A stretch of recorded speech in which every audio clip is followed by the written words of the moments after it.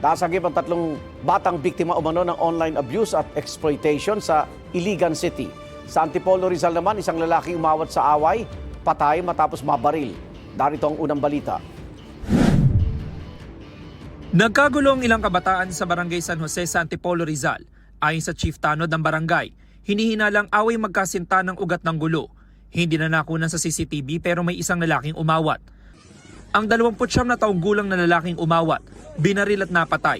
Nakita lang namin yung mga bata nagsusuntukan. Talagang pinagtutulungan nila yung isang bata, isang lalaki lang na siguro mga 15 years old to 16. Lumapit yung biktima. Aawat lang po sana. Kaso na-outbalance siya. Pagbalik niya, ayun, may biglang pumutok. Bumagsak na siya. Ayon sa saksi sa away, hindi niya nakita kung sino ang bumaril dahil magulo na raw ng mga panahong yun. Kinagabihan, hinuli ng mga pulis ang 5 sangkot sa gulo. Kabilang ang ilang minor de edad at isang lalaking 20 taong gulang. Hindi na-recover ang baril na ginamit sa krimen. At batay sa imbestigasyon, wala sa kanilang gunman. Tumanggi magbigay ng pahayag ang 20 taong gulang na inaresto. Hindi rin muna nagbigay ng pahayag ang pulisya habang patuloy pang iniimbestiga ng insidente.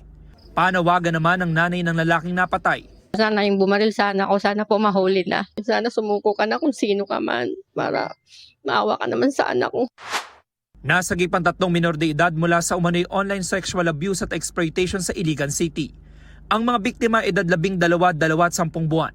Isinilalim sila sa kustodiya ng mga social worker para mabigyan ng tulong at proteksyon.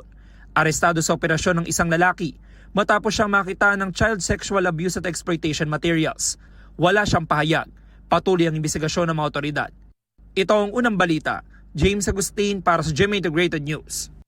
Igan, mauna ka sa mga balita, mag-subscribe na sa GMA Integrated News sa YouTube para sa iba't ibang ulat sa ating bansa.